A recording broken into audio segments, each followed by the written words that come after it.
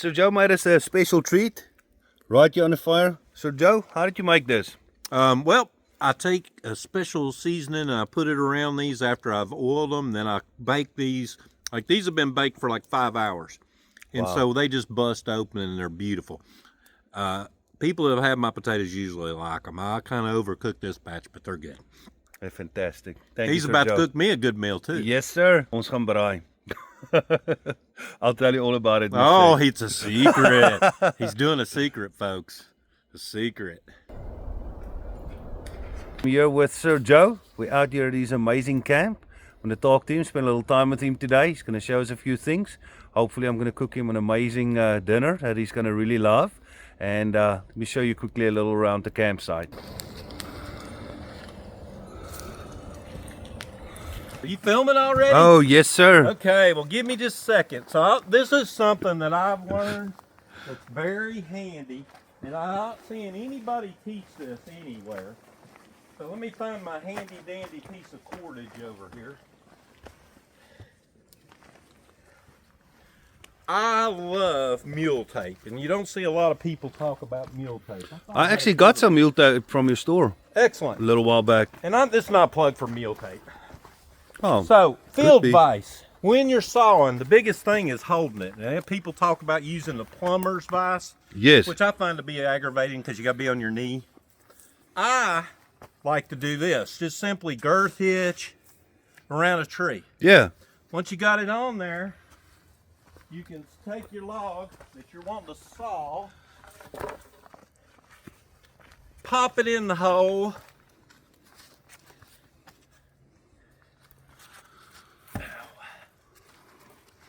and I like this method.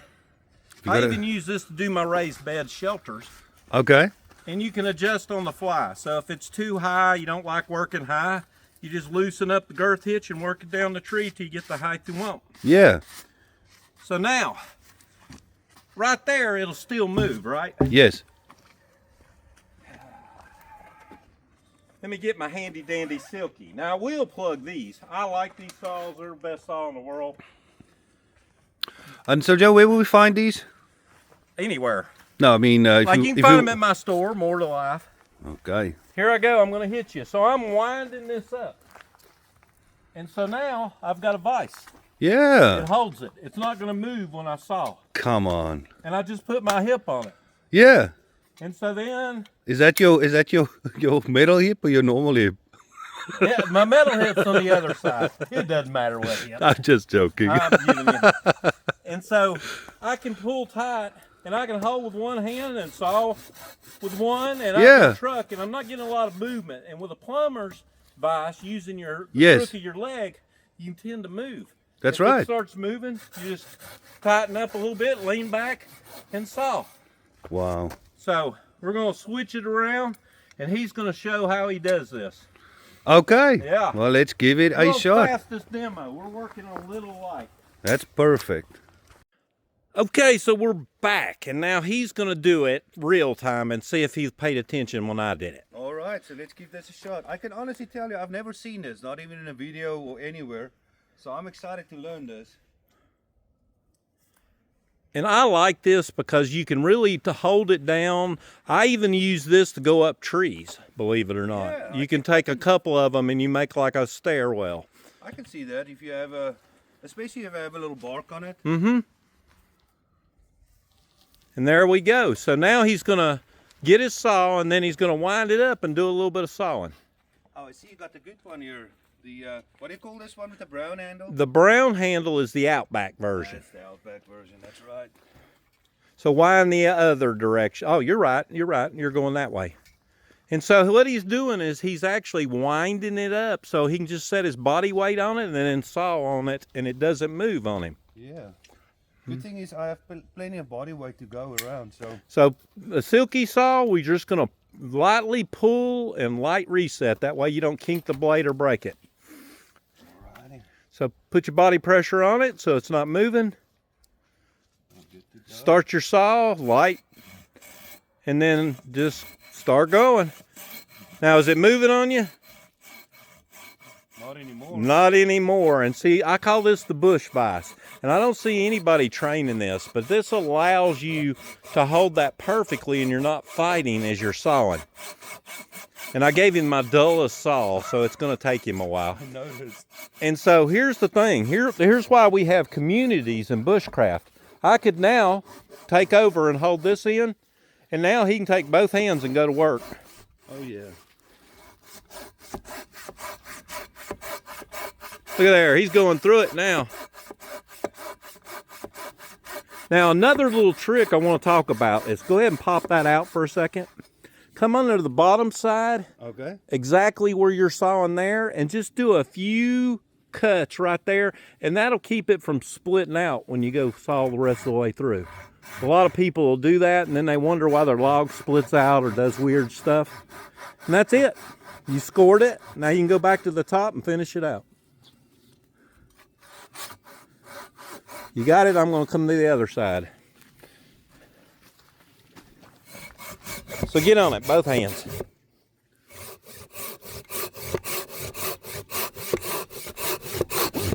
And he's through it, just like that. Bush vise, handy little tool, handy little setup in the tip field, and it weighs nothing, and it doesn't take you a half hour to carve. Because you'll see a lot of people do bush vices, and they just make it a lot harder than it needs to be. Wow. Thank you, Sir Joe. Yep.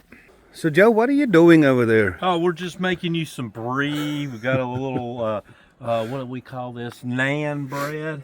You realize that I came here to feed you, right? I know, but we got to feed each other. And then we're going to have to help each other get up later because we're going to be so full. Tell me about it, right? Okay, so brie is actually a French thing. And a lot of folks, when they eat brie, they'll add fruit to it. Me, I'm not a big fruit person. Okay. And you just spread her out and eat it. And it is yummy. I usually convert people to eating brie once they've had this. Chow down. Thank you, Sir We've Joe. already done blessing earlier, so we're good on that. All right, let's see what we got going on. What do you think? It's different. The bread is fantastic. It's smoked too, The so flavor on it was just extra. You must have dropped it in the sand or something. Yeah. But it's too good. The brie is very unique. I've never had it. yeah, that's a French thing. I think my wife has had it. And normally they do a little bit of a fruit puree with that, Oh, but that's I excellent. like it the way it is. Anything with bread to me is perfect. Yep.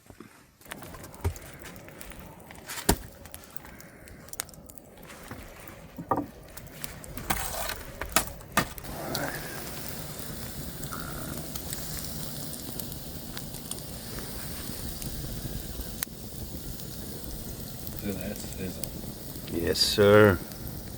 So, quick trick. Applewood. You can pick it up or go to a local orchard and get it.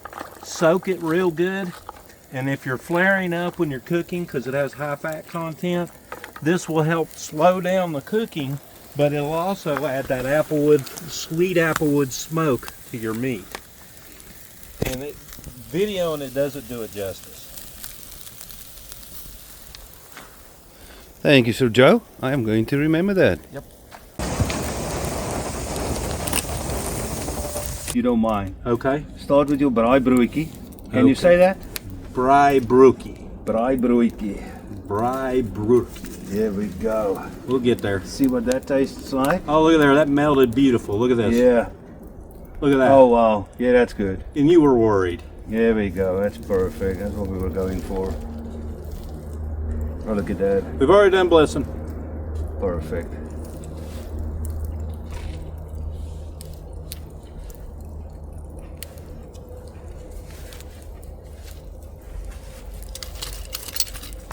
Oh no. Half with me. Oh, fantastic. Half with me. We don't need all that. Yeah, I still got my chicken at least, right? Here. We just half this. We're good. We are good. When you're in the woods, that happens. Yes, it does. And see, that's why I cut everything so we have equal portions. Well, I can't eat tomato though. Oh, well, I can pull the tomato off. No, I'm good. Knock that dirt off. So, Dirt don't hurt. how did that taste, Joe? What are you Excellent. tasting? Excellent. I can't figure it out. Unique. It does have a little sweet on the backside. Just a little. Onions are cooked perfect. Tomatoes cooked perfect. Cheese melted. There we go. Let's move on to the next one, Sir Joe. Okay. So let's slice this open. What do you say? Hey, it's up to you. Let's take a little chicken fillet off that. Oh, look how beautiful. Look at the juices just popping out of that, perfectly cooked. And so now watch this. We got to get something where the camera can see how juicy and succulent that chicken is. That's pretty perfect. Yeah, you were worried. Let's go for it. I'm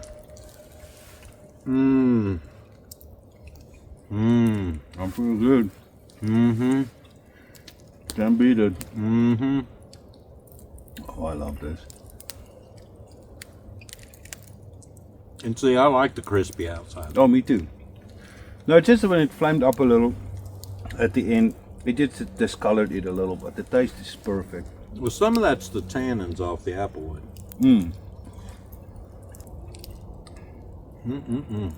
Very awesome. And let's give it a shot, see what the lamb tastes like. Oh, let's do the lamb next. And I love lamb. I'll share that with you. Okay, let me see which way the bones are going. Right there. What do you think? Oh, pretty good, right? Grab yours. Thank you. Oh yeah. Perfect. Look at that. Wish I could show this to the camera. Don't know if you can see this, but pretty excellent. It's pulling right off the bone. What do you think? No, I love it. Doing a pinch? It'll do.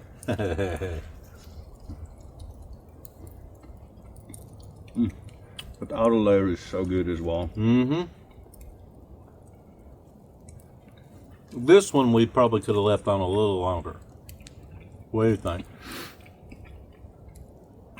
I think the heat was just a little too high for it. Yeah. You know, you want to do a sear, but then you want it to cook a little slower. The flavor's absolutely smashing. Yeah. I mean, it rocks. Chicken was my favorite.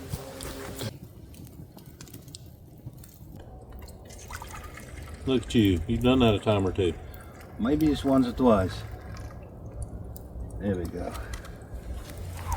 All right, so Joe, I don't know if you recalled, you gave me some coffee last time I was here. I told you I was going to bring you my favorite coffee. Okay. Which I did. Am I doing 1 pack or 2? No, I'll be doing 2 packs, Sir Joe. Oh, you're high octane. Tell your wife thank you for sharing you with me. I will indeed. I know time away from the family is a big deal. Oh yeah. And it's got a little foam on top, so. Yep. Yeah. I like a head on it. Cheers, Sir Joe. On you. Cheers.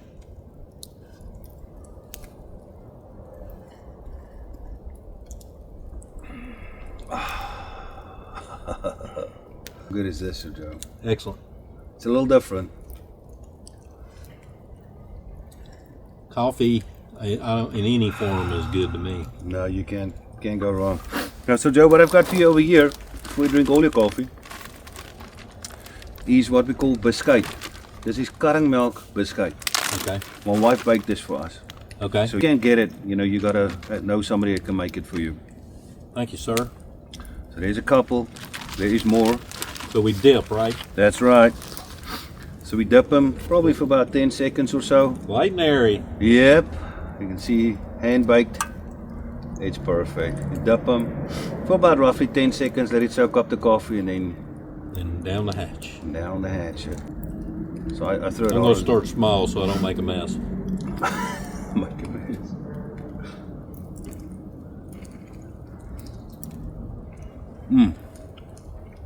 Wifey, if you see this, thank you. Right. I'll seize up that big heart attack, and then they'll be like, you get to see that live. Oh wow. Yeah, I've had that one. Yep. I was toast. I filmed like 5 minutes before my heart attack. Wow. I did a video and released it.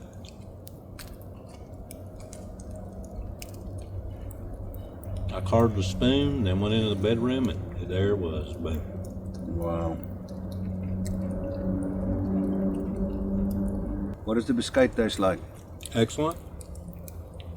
Has its own distinct taste. You feel a lot safer here than you do where you came from, don't you? Oh yeah. I mean, I couldn't imagine living there. yeah. Yeah, you share in conversation. That's a dying trait. The main thing to me is also the saddest thing in the world today. To me is just going back to when I was a child, and even a teenager, and even in my 20s. Knowledge came from people. So if I wanted to know something, Yeah. I go see my mom, my dad, my grandpa, We don't do that here. somebody, because somebody knows, better than me, So I always looked up to them because, they experience and this and that, and what people Valuable experience. and what people don't understand in today's times is that because they've got their phones and the internet, they seem to be of the opinion that knowledge equals experience, Yeah. and that's just not true. Yeah. Just because you know the answer to something doesn't mean you understand anything, doesn't mean you've experienced it, doesn't mean, you know what I mean? It's so different from and knowing the answer that you can Google versus somebody running you through pros and cons and scenarios and here's what happened when I did this or said this, or these are the kind of things I've experienced that you haven't calculated, because yes, this is the answer, but I've also seen this and I've also experienced that, and that's why I always have so much respect for older people, because they know stuff, and they're so awesome, and generally, even like you said now, you change as you get older, they don't mind sharing. If you ask them sincerely and you're ready to listen. I'm almost never can say that I've run into an older person That you didn't learn. that they like, no, I don't want to tell you. It's like they love sharing. It's like this beautiful asset they've got, and they want to give it to you for free. But people don't want to. They don't want to experience the conversation. They don't want to experience the human connection. They don't want to learn from that experience. They just want to just give me the answer right now, immediately, this second. Okay, this is okay. Thanks. That's it. That's all I wanted to know. I don't want to really understand it or know it. Why it works. Yeah, I'm one of them people that I love old people. I'll sit and talk to them for hours. Yeah, me too. Because they were once young warriors in a harder time than we have. Oh yeah. I heard an interesting fact today. I think it was 1880 or 1820, but somewhere in the 1800s. 97% of the people in the world was extremely impoverished. Is that a word? Oh yeah. Yeah. Extremely Yeah. impoverished. Nothing like 97% of people in the world was extremely impoverished, like extreme. Today only 9%. Yeah. Isn't that amazing? But we have more whiners now. Oh golly, that's right. More whiners, And that- more people that don't appreciate it. And just what you said there, they were warriors in a harder time. Today's younger people think that they're living in the hardest time in the history of the world. And it's just not true. We're living in such an amazing time. So many amazing things happening all around us. And it's easy now. Now you want food, you pick up the phone, you can get it. You can drive down the corner and get it. Yeah. Now it's normal for a teenager to have a car. Yeah. When I was a teenager, nobody had cars. Yeah. Only the rich kids. Yeah. That one, what is it, the Egyptians, I think it says, hard times make strong men make good times make weak men, Weak men make strong. and weak men make war, Make hard times. hard times sweet. Yep. It's a couple of questions. I'd like us to learn a little more about you. Firstly, I just wanted to say thank you very much for putting time aside, to spend here with me today. I know you've got a busy schedule and a full life, so I truly appreciate it. It's always so much better when we can do it outdoors. And you were just saying off camera about how important it is for people to share time outdoors. Can you tell us a bit about that? What I want out of people, my vision. Yeah, about people needing to spend time together outdoors. Definitely. First off, it gets you disconnected. Disconnection from internet, disconnection from media, disconnection from the fast-paced world that we're in. Yeah. I don't think you can truly appreciate every daily gift if you don't slow down and get away from that stuff. Yeah. I think people are losing conversation skills. They're losing the ability to share knowledge. They're losing connection. And that's, I think, why the world is so violent now. I think that's why people are willing to do harm to each other now so easily. It's because we don't ever just sit down and learn to talk to one another in the woods, undistracted. Amen. Now, so Joe, could you tell us a little bit about your past? You don't even have to go into too much detail, but obviously something shaped you into a person that's really well all-rounded in the outdoors. You've got tons of skills and knowledge. Where did the love of the outdoors and sharing a campfire and love of people and all of that, I know you don't love most people. Oh, I do. But I just don't let them get close. Yeah, so if you look, going back to the past, the kind of things you wouldn't normally talk about in your everyday life or on your own channels, where did this come from a young age? You really want to know that answer? Yeah. Okay, it's not going to be in the direction you expect. Okay. So for me, outdoors was an escape from an abusive home. Okay. I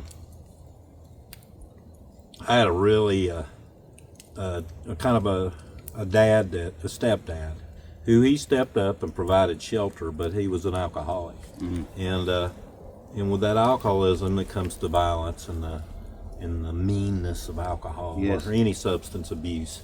And so for me, I was fortunate enough to have woods behind my home, about 70, 80 acres. And so every day, rather than being abused at home, I would hit the woods. Yeah. And it was peace. When I went to the woods, I knew no one was going to hurt me. No one was going to say anything bad. As I spent time out there, I realized, man, it makes me happy. Yeah. To be out here. And then you learn simple things like a crow calling. It tells you when someone's going to sneak up on you. You learn these things. Yes. And then you start to appreciate the little birds bouncing around, eating seeds, and you watch how they're able to eat, and things are provided without struggle and without stress. And so the woods always gave me an escape from hard times. Wow. And so I know that there's a lot of people out there that are hurting too. Yes. And so I think the woods can heal and give comfort to people if they'll take the time and do the sweat equity in the woods. Wow. Yep. That's beautiful. Well said, Sir Joe. Yep. So Joe, you also you served in the military. Yes, sir. Thank you so much for your service. I didn't do a thing. And see, there's the thing with me. I tried to do something. It just never worked out, and I think it was God protecting me from things. I served a total of 5 times. Got 5 beautiful little discharges on the wall, but I never did anything. Okay. Nothing. In what areas were you? What areas of the military were you involved in? Well, I started out as a 63 series, and which is a Bradley weapons vehicle mechanic. Never touched one, other than in training. Yeah. The unit I ended up in didn't have Bradleys. That was a new vehicle, and because I'm old. And so I ended up being pretty much a tow truck driver the first time for military vehicles. And then the second time I got called back for Desert Storm. And then I got out from that. I never went over and never did nothing. And I got out, and then I missed the military, and I went back in a third time, and then I went into a medic role and served as a medic. Okay. And then I got out of that, and then I missed the military again, and I joined again. And this time I'm sensing a theme here. Yeah, I miss it. Well, there's a camaraderie in military service that people don't understand. That's right. That the blood, sweat, and tears form a relationship that you can't find in the civilian world. And so the 4th time I was in, I took a military intelligence role. as an analyst, and I got out, and I missed it again, and then I went Air Force the last time as what they call security forces. Yeah. I hated it. Okay. Yeah, after being Army. That solved it for you. Yeah, then well, you're like, okay, I've had enough. Well, I had to get out because my daughter had went through something traumatic. Okay. And when she went through that, I thought it was better for me to be home and around her. Yeah, of course. And then too, I was getting a little older, and you know, after 38, you're pretty much done. Yeah. And while I did all this, in and out, I worked as a police officer. Okay. And did 20 years of that. Started out in corrections and then transferred over to patrol, and then worked my way into some management, and then worked my way into leadership, and then got out. The utmost respect for anyone that'll do law enforcement now. Yeah, that's It's a thankless job, and I thought it was pretty thankless then, and it was easy then. Comparatively, yeah. Compared to what they do now. Yeah, that's. So Joe, I want you to tell us. You have a beautiful wife, which I was fortunate enough to meet, Lisa. What would you say is the best quality about her, and something that she taught you that you take with you every day? Well, I learned what biblically evenly yoked means. Okay. Where me, I operated in black and white from my law enforcement career, and to be stoic in all things and have no emotion. Well, I met her, and I started having emotion again. And she taught me to love and be patient and long-suffering, biblical things. Yes. And so I realized that the good Lord put me with her because I needed that balance. Yes. And so I can't pin what I admire about her or love about her the most, because there's a lot of things. Yeah. And it's like I told her, our anniversary was last month. And I told her, I said, I can't imagine a day without you. Wow. And I really can't. I know that feeling. Yeah. Wow, that's amazing.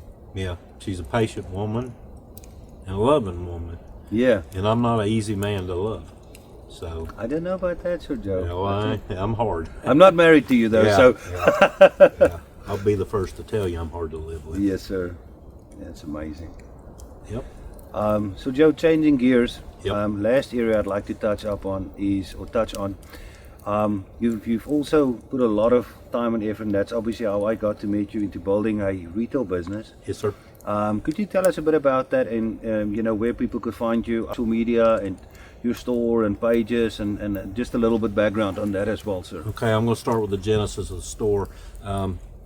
I want to do something totally different from law enforcement, and even during my law enforcement military career, I've taught at wilderness camps, I taught at colleges, Bushcraft, and I wanted to open a business along those lines. And so I opened an outdoor store. I wanted to be a bushcraft focused store. Yes. And that's the focus of my business. People, if you're looking for the REI experience or a big box store experience, that's not me. When you come into my store, I'm going to talk to you, and I'm going to actively engage on any product you want to talk about, and I'm going to be knowledgeable on all those products. Yeah. And so if people want to see what my store's about, I'm in Clinton, Tennessee, and you can look me up on Facebook, Instagram, Twitter, YouTube, everywhere. Just hashtag More to Life Outfitters, and you're going to find me. YouTube, I've got hundreds of videos up talking about knives, showing some little bit of bushcraft skills. Facebook is where I'm most active, millions of posts there. Instagram, Twitter, everything. I market worldwide, and that's why I've managed to sell worldwide. So if you do hashtag More to Life Outfitters on any social media, you're going to find me, with the exception of Snapchat. I don't do that one. Okay, I got you. Yeah. Now, very last thing, Sir Joe. Yes. As you know, I'm launching this brand new channel, yes, which a big part of it is your inspiration, pushing me towards that all the time. Every time I see you, I tried to snag you up.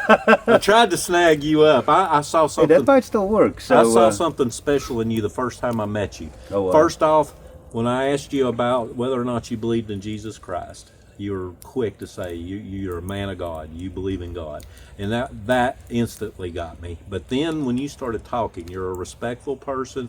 You're a very intelligent person. You're personable. You're polite, and you're all the things that we're missing in society now. And so, talking to you, I was like, there's got to be some way I can get this guy to teach others. Because your background is interesting, being from South Africa, being bilingual, maybe even trilingual, I don't know. But every time I talk to you... Afrikaans, American, and nonsense. There you So go. it's I'm trilingual. an expert on nonsense. But you impress me, and I'm pretty good at seeing the potential in people. And when I see potential, I want to encourage it. I always tell people, if the people around me are successful, then that's going to make society successful. You don't want people to fail, because when people fail, now they're a burden to everyone around them. And so I want people to be absolutely successful. So when I meet someone that has the it factor or characteristics that I want to encourage in society, I want to encourage that and be behind that in any way I can. And I can see you being one of the most successful people I've ever met here in America. Imagine that. You're living the American dream every day. From your lips to God's ears, right? So Joe, what you got to say for me is you got to say my channel's name. Okay. It's my new channel, or my first ever and only channel, is going to be called Braai Bushcraft USA. Now the USA is to just say thanks to the USA and to place where it is, but Braai Bushcraft. Say the first word. Braai. Braai. Braai and Bushcraft. See, I'm not good at rolling the tongue yet. I have trouble with English, so and I'm from America, so go figure. So Braai and Bushcraft. Brian. It's Braai and Bushcraft. And Bushcraft. See, you can teach me. I told you had teaching potential. Well, I hope that this becomes more than you expected. Thank you, Sir Joe. And I could see this. There's something about you, and you're going to do really well. And here's what I love about my wife. She checks on me. Yep. I told her to check on me, and she did. And not to mention, I just had a heart attack this time last year, actually. Yeah, of course. And it was because I was out here and working my butt off. Yeah. And genetics. But sure. I'm excited to see what you're going to do. I tried to snatch you up about 2 years ago now. Yes, sir. I saw something in you, and you're like, no, I'm not ready. And I was like, you just jump in. But I get it. You've got a family. You can't make rash decisions. Yes, sir. And that's another thing I admire about you, is you absolutely put your family first. And that's missing. Yes, sir. Family first, take care of things. And if you build a good base, everything else will follow. Amen. And you do that. And so Joe, I see you being successful. Thank you for spending time with me. Yes, sir. And I will. I'm looking forward to the next one. Yeah, next time. All right, everybody. Thanks for watching. I'll see you next time. You guys take care.